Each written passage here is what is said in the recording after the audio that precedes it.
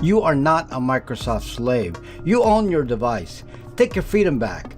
Dump Windows, otherwise it will own you. Bill Gates furious as Windows 11 forces users to abandon Microsoft's "Your computer belongs to you." Absolutely. There are a ton of these investments that will be dead end. At least it's supposed to. But something unprecedented is happening right now that's turning that basic principle upside down.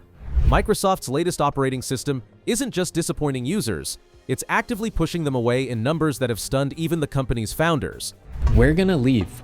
We're gonna stop supporting Windows. And the fallout is only getting started. Bill Gates is watching his legacy crumble. The platform he built to democratize personal computing is now doing the exact opposite, and the rebellion against Windows 11 has grown too massive to dismiss. What was meant to be a simple software update has ignited a mass exodus, with users choosing inconvenience, cost, and the unknown over staying with Microsoft. That's not frustration, that's a broken relationship. Think about what it takes to make someone abandon an ecosystem they've invested decades in. The learning curve, the file migrations, the software compatibility headaches, these are real barriers. Yet people are willingly climbing over them just to escape. When your product becomes more painful than starting from scratch somewhere else, you've crossed a line that no marketing budget can uncross. Let's talk about what went wrong first. Operating systems typically follow a predictable pattern. You launch, users gradually adopt, momentum builds, and eventually the new version becomes standard. It's been this way for decades. Windows 11 shattered that pattern completely. Instead of climbing, adoption flatlined. Instead of momentum, there was resistance. And instead of acceptance, there were visible signs of people actively moving backward. Here's what makes this historically significant. By mid-2024 and into 2025, Windows 11 was still fighting for dominance within its own ecosystem. Millions of machines remained on Windows 10, despite aggressive prompts, despite hardware manufacturers bundling the new OS, despite everything Microsoft tried. And here's the kicker. Windows 10's official support deadline was approaching, which historically has been Microsoft's ultimate weapon for forcing upgrades. That deadline always worked before. Users might complain, but fear of security vulnerabilities eventually drove compliance. Not this time. This time, users looked at the trade-off and decided that staying on an unsupported system was preferable to upgrading. Let that sink in. People chose potential security risks over Windows 11. When your strongest leverage fails, you've lost control of the narrative. Why would anyone make that choice? Because Windows 11 came with a price tag that went beyond money. It demanded newer hardware. It required cloud connectivity. It insisted on permanent online accounts. It ran background processes that slowed performance. And in exchange, it offered less control, more interruptions, and a user experience that felt designed for Microsoft's benefit rather than the customer's. Operating systems succeed when they fade into the background and let you work. Windows 11 refuses to fade. It constantly reminds you it's there, through prompts, through services you didn't ask for, through features that reappear after you've disabled them. It's the digital equivalent of someone standing behind you asking if you need help every 5 minutes. Eventually, you stop working and start looking for the exit. The intrusiveness goes beyond simple annoyance. Users report constant interruptions for cloud backup suggestions they've already declined multiple times. Telemetry collection runs continuously in the background, sending data back to Microsoft servers regardless of whether you want your usage patterns monitored. The operating system second-guesses your choices, re-enabling features you've deliberately turned off after major updates. It's like living in a house where the walls keep rearranging themselves according to someone else's preferences. And here's where the story gets more interesting. People are finding those exits. This isn't just internal dissatisfaction anymore. Users are discovering they have legitimate alternatives, and they're acting on that knowledge in growing numbers. Linux desktop adoption has been climbing steadily. macOS has gained serious ground in professional and enterprise spaces. Chromebooks have expanded beyond schools into business environments. These shifts represent people who once defaulted to Windows without question, and now actively choose something else. The barriers that once kept users trapped have collapsed. Linux distributions now install as easily as any mainstream OS. They recognize hardware automatically. They run common applications either natively or through compatibility tools that have become remarkably effective. The nightmare scenarios that kept people on Windows, driver issues, software incompatibility, command line confusion, have largely been solved. Gaming was always the last stronghold, the final reason people couldn't leave Windows. But even that fortress has fallen. Compatibility layers like Proton have made thousands of Windows games playable on Linux without modification. The Steam Deck proved Linux gaming works at scale. Performance gaps have narrowed dramatically. What was once an insurmountable barrier 10 years ago is now barely an inconvenience for most users. Meanwhile, macOS offers something Windows 11 doesn't: predictability. It performs consistently. Battery life is efficient. The ecosystem is controlled but stable. For professionals tired of Windows 11's constant changes and interruptions, that stability is worth the hardware premium. Creative professionals in particular have been migrating in notable numbers, seeking systems that don't fight them while they're trying to meet deadlines. And Chromebooks? They've become the answer for anyone who needs a low-maintenance device where security and simplicity matter more than running legacy applications. Small businesses, educational institutions, and even enterprise environments are discovering that many roles don't actually need the complexity Windows brings. A browser, cloud apps, and reliable performance cover the majority of real-world use cases. Once someone makes the jump, they rarely come back. They rebuild their workflows. They retrain their muscle memory. They move their files and adjust their habits. And in doing so, Windows loses more than a single user. It loses influence over future standards. It loses developer mindset, and it loses the assumption that it's the inevitable choice.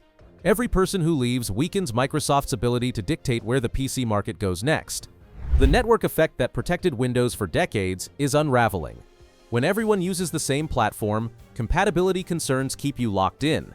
But as more people successfully migrate away, that pressure reverses. Suddenly you're not the only one using alternative file formats or non-Microsoft collaboration tools. Your team can communicate across platforms. Your clients can open your files. The moat disappears.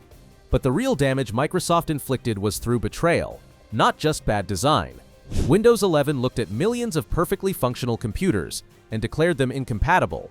The TPM 2.0 requirement locked out an enormous wave of machines built between 2016 and 2019. These weren't ancient relics struggling to boot. They were systems running creative software, handling business workloads, and playing modern games without breaking a sweat. Overnight, Microsoft told users their hardware was obsolete, not because it couldn't perform, but because of an arbitrary policy decision that shattered an implicit agreement that had existed for decades. People buy computers with the expectation that software updates will extend the useful life of their investment, not artificially shorten it. Windows 11 flipped that promise on its head. The software became the thing that killed your hardware, forcing expensive replacements for no user-facing benefit. This wasn't about security, despite Microsoft's messaging. The TPM chip requirement was marketed as essential protection, but security experts quickly pointed out that most of the security benefits could be achieved through software solutions on older hardware. The real motivation appeared to be establishing a new baseline that aligned with hardware partners' sales goals and Microsoft's vision for platform control. Users saw through it immediately, and the resentment was instant. The environmental implications alone sparked outrage. At a time when electronic waste is a growing crisis, Microsoft was essentially declaring millions of functional computers disposable. Machines that could run demanding applications smoothly were being forced into landfills or secondary markets. Not because they failed, but because Microsoft decided to move the goalposts. For users concerned about sustainability, this was unconscionable. Then Microsoft made everything worse by treating its own customers like adversaries. Users quickly discovered that Windows 11 could actually run on unsupported hardware using simple workarounds.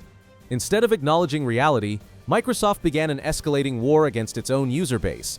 Every time a workaround spread, Microsoft patched it closed. Users found another method. Microsoft blocked that one too.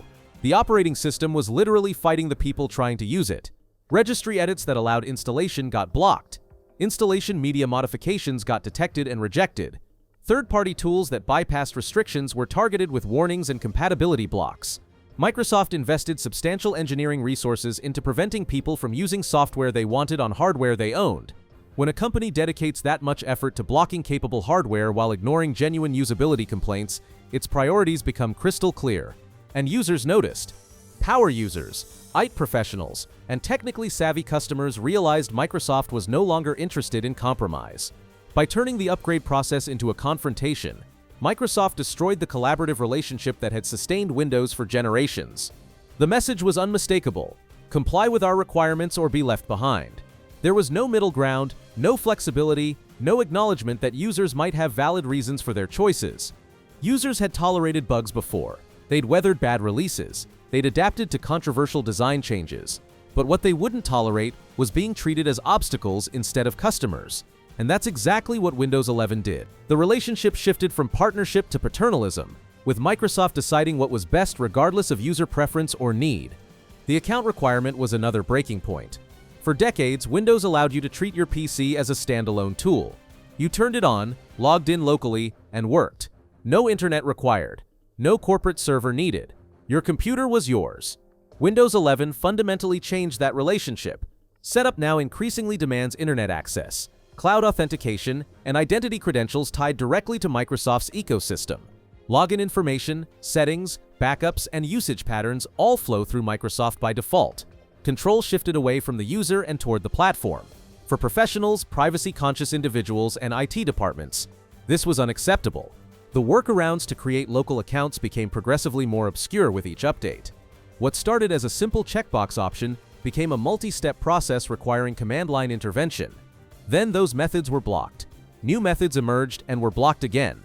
Microsoft was clearly communicating that local accounts were not part of their vision for Windows 11. Regardless of user preference, a forced account transforms your operating system into a permission-based service. Your access to your own device becomes dependent on an external company's infrastructure. That introduces new failure points, complicates deployments, and breaks established workflows. The computer stops being yours and becomes Microsoft's platform that you're allowed to use. Consider the implications for privacy. Every login event, every settings change, potentially every file access gets associated with your identity and transmitted to Microsoft servers. Even if you trust Microsoft's privacy policies today, you're betting on those policies remaining favorable indefinitely. And you're betting that Microsoft servers never get breached, never get subpoenaed, never get accessed by governments you might not trust. For departments managing hundreds or thousands of machines, the forced account requirement created deployment nightmares. Enterprise environments need standardized local accounts for imaging, testing, and deployment workflows. Forcing cloud authentication into that process adds complexity, cost, and points of failure that simply didn't exist before. Once Microsoft secured that account layer, Windows stopped behaving like a tool and started behaving like a monetization engine. Ads began appearing in the Start menu. File Explorer pushed cloud services. OneDrive prompts became relentless. Microsoft 365 upsells followed users across the desktop. People who paid for hardware and indirectly paid for Windows through that hardware were now being advertised to by their own operating system. The audacity of this cannot be overstated. You purchase a computer for hundreds or thousands of dollars. That purchase includes a Windows license, which represents another $100 or more of value. And then the operating system you paid for advertises additional Microsoft services to you constantly.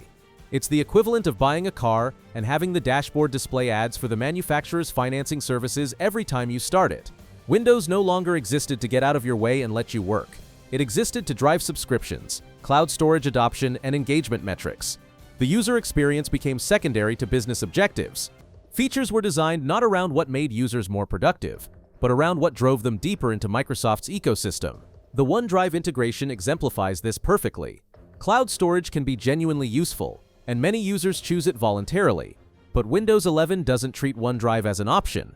It treats it as the default, constantly nudging users towards storing files in Microsoft's cloud rather than locally on hardware they control. Declining these prompts doesn't make them stop. They return after updates, after restarts, whenever Microsoft decides it's time to ask again. Then came the AI layer. Copilot embedded itself across the system, offering suggestions nobody requested, reappearing after updates even when disabled. The integration felt less like a helpful feature and more like an insistent presence you couldn't fully remove. Users who found Copilot useful could have opted in.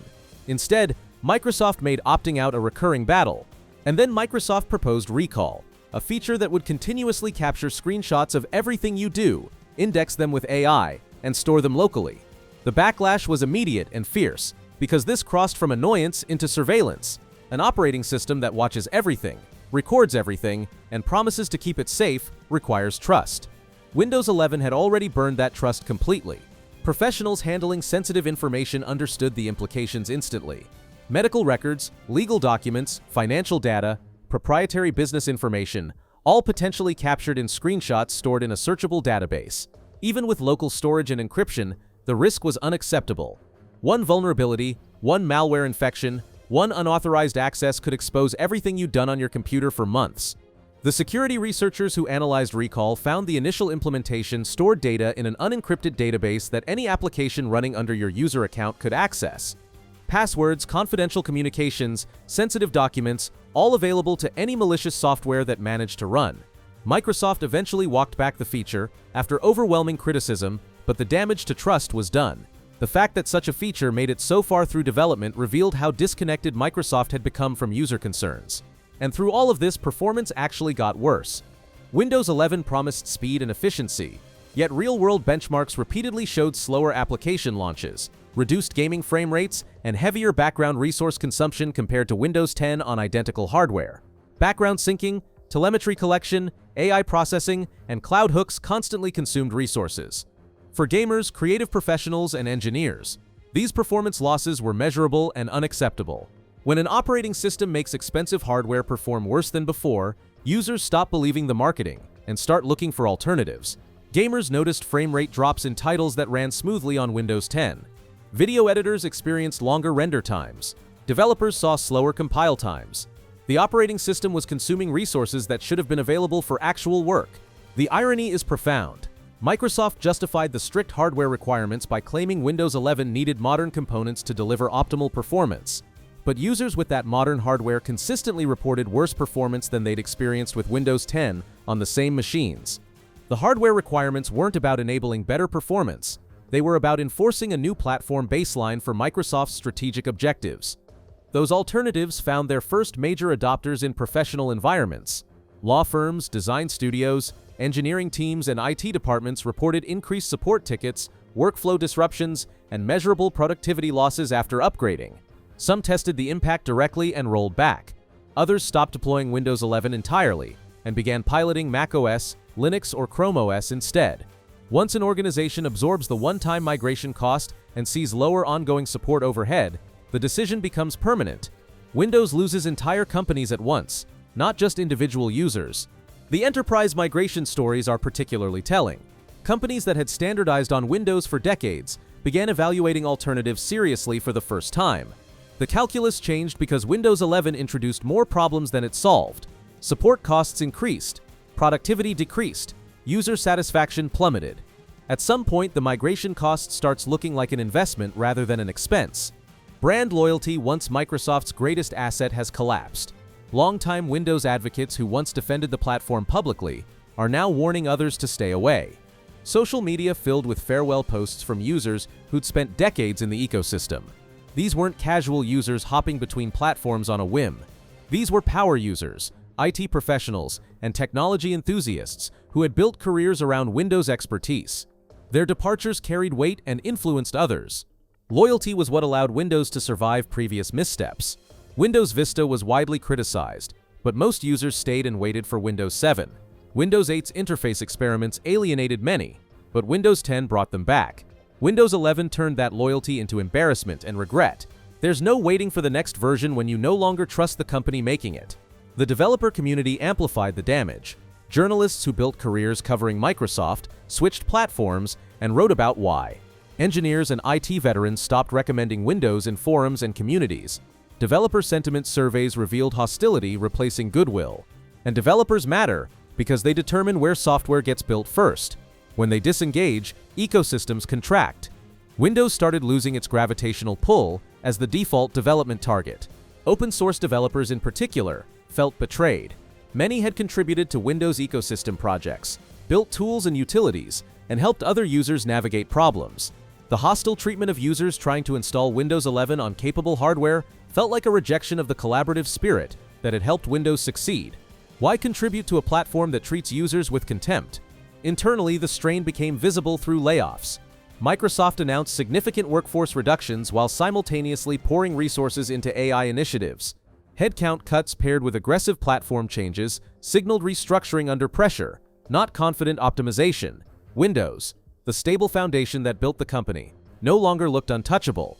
The invincibility that defined Microsoft for decades was evaporating. Bill Gates built Windows on a simple philosophy: software should empower people and stay out of their way. Windows 11 represents the complete inversion of that vision. Choice was replaced with mandates. Trust was replaced with extraction. User experience was subordinated to corporate strategy.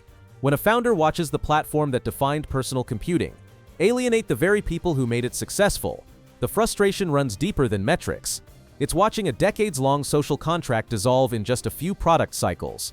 The pattern is clear now. Adoption stalled, users accepted risk rather than upgrade, professionals migrated to competitors, developers shifted focus, enterprises began reevaluating their commitments, network effects weakened, Windows stopped being the automatic choice and became just one option among several. Microsoft once dominated the PC market through consensus and inertia.